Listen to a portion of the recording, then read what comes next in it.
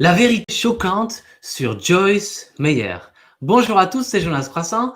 Bienvenue sur Connaître pour vivre. Ce nouvel épisode vous est présenté par connaîtrepourvivre.com.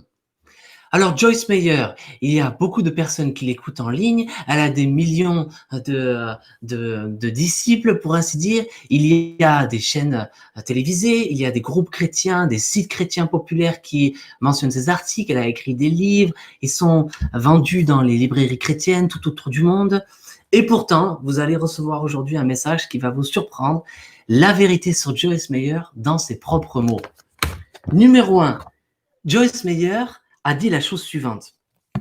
Et toutes les références seront listées dans un article qui sera présent dans la description ci-dessous. Elle a dit, je cite, « Jésus était devenu péché, il n'était plus le Fils de Dieu. » Joyce Meyer enseigne des hérésies sur le Christ. Elle a dit que Jésus n'était plus le Fils de Dieu. Que Jésus n'était plus le Fils de Dieu. Rendez-vous compte, la Bible dit que Jésus-Christ est Dieu. Il y a le Père, le Fils et le Saint-Esprit. Et ils sont éternels, co-éternels, co-substantiels, même nature. Ils ont la même gloire. Et la Bible dit dans Hébreux 13:8 que Jésus-Christ est le même hier, aujourd'hui et éternellement. Le passé, le futur, éternité passée, éternité future, le Fils de Dieu, Jésus-Christ, est le même pour toujours. Il ne change pas. Il est immuable comme Dieu. Et Joyce Meyer a enseigné l'hérésie selon laquelle Jésus-Christ sur la croix n'était plus le Fils de Dieu. À nouveau, toutes les références seront dans la description de cette chaîne. C'est Joyce Meyer en ses propres mots, selon ses propres mots. C'est une hérésie. La Bible dit que ceux qui enseignent une autre doctrine que la doctrine biblique sur le Christ sont des faux prophètes et nous devons nous en éloigner. Mais ce n'est pas tout. Elle enseigne que Jésus-Christ a été torturé par les démons. Elle a dit, je cite, « Toutes les hordes de l'enfer étaient sur lui, sur Christ, sur lui, sur lui. Elles étaient sur lui. Elles l'ont mis à terre et étaient sur lui. Et elles riaient et se moquaient. Ah, tu croyais en Dieu et regarde où tu as fini. Ah, tu croyais qu'il te sauverait et qu'il te retirerait de cette croix. Il ne l'a pas fait. » C'est dans une vidéo. À nouveau, je listerai le lien de la vidéo. Tout ceci, c'est une hérésie. La Bible ne dit jamais que Christ a été torturé par des démons. Et elle dit plus tard, Dieu se leva de son trône et dit aux puissances démoniaques qui tourmentaient le Fils de Dieu sans péché, laissez-le partir. C'est archi faux. La Bible dit que Jésus-Christ est tout puissant et qu'il n'y a aucune, il a dit au diable, tu n'as rien en moi. Tu n'as rien en moi. Il n'y a aucun passage qui dit que Christ, ou qui implique que Christ a été torturé par des démons. Au contraire, il est dit qu'à la croix, il a vaincu les puissances démoniaques. Colossiens chapitre 1 et chapitre 2 nous parlent de l'œuvre du Christ. Elle enseigne, troisièmement, que les chrétiens sont des petits dieux. Elle a dit, je cite, que les hommes sont des petits dieux. Fin de citation. Que nous sommes une espèce divine. C'est la fausse doctrine des petits dieux. Tous les faux prophètes de prospérité disent que nous sommes des petits dieux. Et ils diront quelque chose comme ça. Ils diront, Dieu est ton père, donc qu'est-ce que ça fait de toi? Ça fait de toi un prince. Alors Dieu veut que tu sois riche parce que Dieu est riche, parce que Dieu est tout puissant, parce que Dieu est le roi et que tu es un prince, tu dois être riche, tu es un petit Dieu. C'est la fausse doctrine.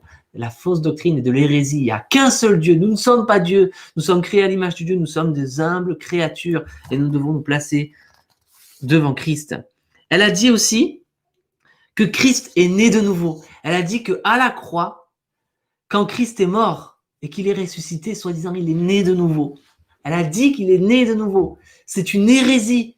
Être né de nouveau, c'est ce qui est indispensable pour être sauvé parce qu'on est pécheur et mort dans nos péchés. La Bible dit, c'est Jésus-Christ lui-même qui l'a dit dans Jean 3, il a dit, si tu ne nais pas de nouveau, tu ne peux pas entrer dans le royaume de Dieu. C'est une hérésie. Christ n'est pas le premier à être né de nouveau parce que seul un pécheur qui est condamné sous le jugement de Dieu pour ses péchés a besoin de naître de nouveau. Jésus-Christ est né sans péché. Il n'était pas touché par le péché originel. Il a vécu une vie parfaite et sans péché. C'est la seule personne à qui Dieu le Père a dit « Voici mon fils bien-aimé, en qui j'ai mis toute mon affection. » Et c'est la seule personne en qui Jean-Baptiste pouvait dire « Voici l'agneau de Dieu qui ôte le péché du monde. » L'agneau sans défaut, c'était le seul qui n'avait jamais péché. Et par conséquent, il n'était pas mort dans le péché. Il n'avait pas besoin d'avoir une deuxième naissance. C'est une hérésie, le fait qu'elle ait dit que Christ est celui qui est né de nouveau. Et ça nous apprend deux choses. Soit elle enseigne des hérésies qui sont clairement à l'opposition de Christ et des mensonges qui damnent, soit elle est ignorante de la doctrine de la régénération. Et Jésus-Christ a dit à Nicodème, qui ne comprenait pas la doctrine de la régénération, il lui a dit « Tu es l'enseignant d'Israël et tu ne connais pas ces choses !» Il était en train de lui dire « Tu n'es pas digne d'enseigner Israël, Jean 3, parce que tu ne comprends pas la doctrine de la régénération. » Selon cette compréhension de Jean 3, qui est un peu plus claire, Joyce Meyer est indigne d'enseigner. Premièrement, elle ne devrait pas enseigner parce que c'est une femme. Et la Bible dit que la femme ne doit pas enseigner les hommes. 1 Timothée 2, nous avons fait des vidéos sur ce sujet-là. Et deuxièmement, c'est un enseignement qui est une hérésie. Et les chrétiens devraient courir et s'enfuir de ça. Il ne devrait jamais y avoir aucun livre de Joyce Meyer dans des boutiques chrétiennes. Il ne devrait jamais y avoir aucun article de Joyce Meyer sur les réseaux sociaux chrétiens. Tout ceci, ce sont des fausses doctrines. Elle propage des fausses doctrines. Ce sont ses propres mots. Ce sont ses propres mots. Elle a dit aussi que on ne pêche plus quand on devient chrétien, etc. Elle enseigne l'erreur de la sanctification parfaite. Ça aussi, c'est quelque chose qu'il faut fuir. Elle prêche un autre évangile. Elle a dit, je cite, « L'Esprit de Jésus alla en enfer parce que c'est là que nous méritions d'aller. Il n'y a pas d'espoir pour quiconque d'aller au paradis à moins qu'il croie en cette vérité. » Elle vient de dire, si vous ne croyez pas que Jésus est allé en enfer, vous irez en enfer. Pour aller au paradis, il faut croire que Jésus est allé en enfer. C'est ce qu'elle vient de dire. Ça, ce n'est pas l'évangile. La seule raison pour laquelle les hommes vont en enfer, comme nous le voyons dans 2 Thessaloniciens 1, 7 à 8, c'est parce qu'ils refusent de croire l'évangile, c'est parce qu'ils sont incrédules, parce qu'ils rejettent l'évangile. Et l'évangile, c'est quoi? 1 Corinthiens 15, que Christ est mort, qu'il a été enseveli et qu'il est ressuscité au 3e jour selon les Écritures. L'évangile, c'est Christ, et Christ crucifié et ressuscité. L'évangile, c'est pas Christ est allé en enfer. Non, ça c'est aller au-delà de l'évangile. Galates chapitre 1 nous dit que si quiconque ajoute des paroles à l'évangile, il sera maudit. Et non, Jésus-Christ n'est pas allé en enfer. C'est une fausse doctrine qui non seulement est une fausse doctrine, mais qui n'est certainement pas une partie intégrante de l'évangile, comme elle vient de le dire dans la citation que je viens de vous soumettre. Jésus-Christ, quand il est mort, il a dit « Père, entre tes mains, je remets mon esprit ». C'est le Père qui a reçu l'esprit de Christ. Et Christ sur la croix a dit au croyant qui s'est repenti, celui qui était sur la croix, qui était le voleur, le brigand qui s'est repenti, il lui a dit « En vérité, je te le dis, ce soir, tu seras avec moi en enfer ?» Non. Ce soir, tu seras avec moi au paradis. Au paradis. Le Christ est parti avec le Père auquel il a remis son esprit. Il a été au paradis. Il n'a pas été en enfer. Il n'a pas été torturé par les démons. Ce sont des fausses doctrines. De fausses doctrines. La passion pour l'évangile, il nous la faut. On ne peut pas laisser quelqu'un enseigner des fausses doctrines sur l'évangile, sur Christ, et ne rien dire à ceux qui croient que Joyce Meyer est une enseignante spirituelle. Vous rendez-vous compte? Joyce Meyer, quand elle enseigne, soi-disant, elle ne fait que parler d'elle-même. Elle parle d'elle-même et ceci et cela. Et elle fait du coaching. Elle vous dit comment vous sentir mieux, comment vous aimer, comment avoir des pensées positives. Tout ça, c'est si vous voulez, le pep talk, le coaching de notre temps. C'est les gens qui parlent, c'est les gourous sur la motivation et tout ça. C'est pas des enseignants de la Bible. Quelqu'un qui enseigne la Bible, il va vers la Bible, il vous cite la Bible, il vous dit que la Bible détermine notre croyance et il explique la Bible vis-à-vis du monde. Il ne parle pas de lui constamment pendant une prédication. Et ça, c'est Joyce Meyer. Joyce Meyer, elle ne fait que parler d'elle-même. Elle ne parle pas de la Bible, elle n'enseigne pas la Bible dans son contexte parce que si elle le faisait, toutes ces choses que j'ai citées, elle ne les enseignerait pas. Joyce Meyer n'enseigne pas l'évangile. Joyce Meyer enseigne l'évangile de prospérité, c'est-à-dire le faux évangile de prospérité, selon lequel Dieu veut que vous soyez riches. Et elle a dit la chose suivante, écoutez bien, je cite, en 2003 à Détroit aux USA, en septembre 2003, elle a dit, je cite, « Si vous restez dans votre foi, vous allez être payé. » Eh oui, eh oui. Et elle a dit après, « Je suis en train de recevoir ma récompense. » Elle a dit que Dieu, Ils donnent de l'argent, ils payent les croyants qui ont la foi. Vous voyez, c'est la fausse doctrine de l'évangile de prospérité, selon lequel si nous avons la foi et que nous réclamons nos promesses à Dieu, si nous donnons de l'argent, si nous faisons ceci ou cela, eh bien Dieu va nous payer. C'est faux, c'est une hérésie. La Bible dit que il vaut mieux sauver son âme que de gagner le monde, que celui qui gagne le monde et qui perd son âme, eh bien il a tout perdu. Jésus-Christ nous enseigne que la vie chrétienne, eh bien, c'est d'être dédié, dévoué à Jésus-Christ parce qu'on ne peut pas aimer Dieu et Mammon, la divinité de la fortune. Soit on aime l'un et on haït l'autre, ou vice-versa. Si quelqu'un dit qu'il vit sa foi pour être payé par Dieu, c'est scandaleux, c'est blasphématoire. Dieu, il nous paye pas, il nous donne toutes choses. Et Dieu, il ne nous doit rien. Et nous n'avons aucune promesse d'être riches sur cette terre. Tout ceci, c'est faux, c'est archi faux. Christ, la mort m'est un gain, la mort m'est un gain parce que je pourrais venir avec Christ. C'est ça la vie chrétienne, c'est d'aimer Christ plus que toute autre chose. Nous avons été rachetés de notre vaine manière de vivre, non avec de l'or et avec de l'argent, mais avec le sang de Christ. Gagner Christ, vivre pour Christ, c'est ça la joie du chrétien. C'est pas d'être payé par Dieu, d'avoir de l'argent et tout cela. Tout ceci, c'est les ordures du faux évangile de prospérité qui damnent des foules. Et le chrétien, il entend ça de la part de Joyce Meyer et il dit « J'ai rien à faire avec cette personne-là. Et je vais, comme l'évangile le dit, je vais avertir les autres pour que, eh bien, ils n'aillent pas avec les loups. » Elle vit dans la prospérité. Elle montre qu'elle aime l'argent plutôt que Dieu. Elle fait de la chirurgie esthétique. Ça coûte des centaines, ça coûte des dizaines de milliers de dollars. C'est très cher, c'est très très cher la chirurgie esthétique pour ne pas avoir l'air âgé.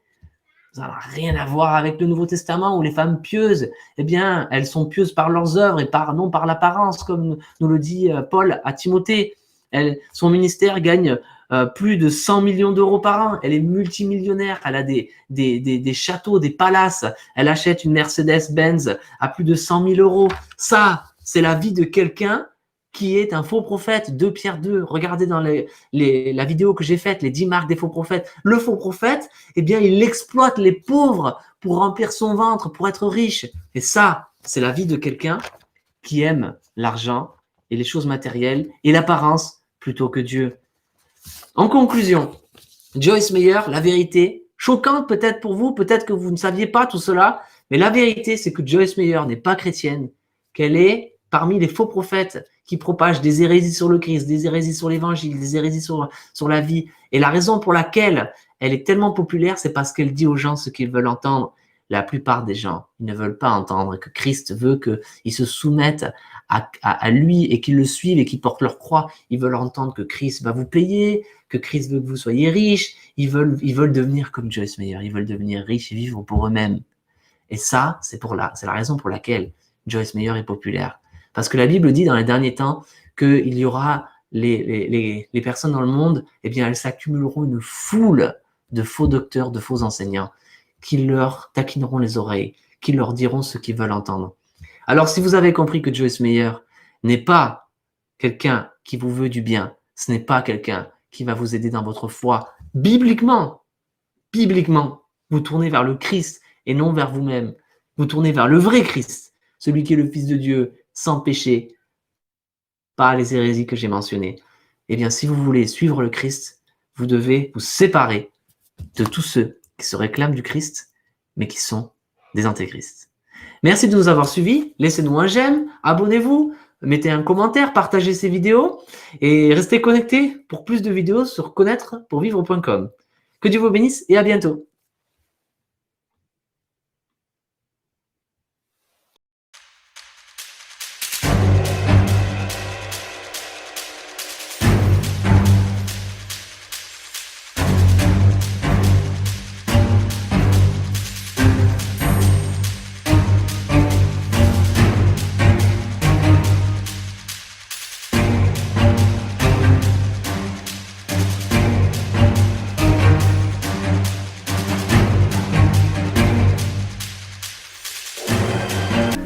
Chers frères et sœurs, vous savez, c'est malheureux de le dire, l'Église est dans une confusion totale. L'Église est dans un mélange total. Aujourd'hui, on ne sait même plus qui est qui. On ne sait même plus qui croire. Voilà. Moi, souvent, je reçois des messages des chrétiens, de certains chrétiens, frères et sœurs, d'autres même qui ne veulent même plus aller à l'église. Parce que il y a tellement de confusion. Il y a tellement de messages contradictoires. Il y a tellement de paroles contradictoires. L'autre va dire ça, l'autre va dire ça, l'autre va dire... Arrivé un moment, on se perd, on ne sait même plus qui dit la vérité. Et Satan s'est arrangé pour que l'Église soit dans cette confusion, pour que la voix de la vérité soit calomniée, pour perdre les âmes.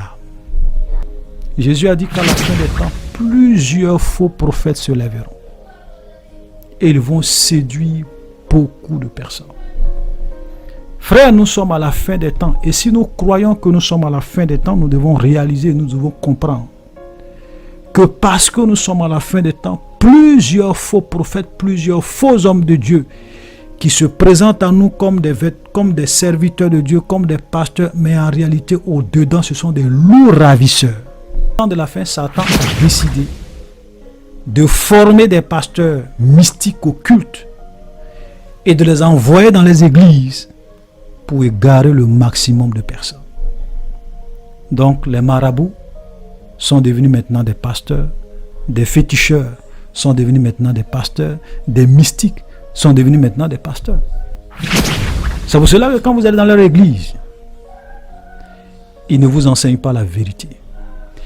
Ils ne vont jamais parler du péché. Et même quand ils parlent du péché dans leur message, ils vont parler du péché en général. Mais prêcher sur des péchés spécifiques, enseigner la vérité, pointer du doigt le mal des gens, ils ne le font jamais. Ils vous parlent de la prospérité. Ils vous parlent des miracles. Ils vous parlent des prodiges. Ils vous parlent de plein d'autres choses pour vous endormir. Pour que lorsque l'enlèvement va venir, vous puissiez rater l'enlèvement. Et beaucoup de chrétiens, je vous assure que si Jésus venait aujourd'hui, beaucoup de chrétiens vont rater l'enlèvement.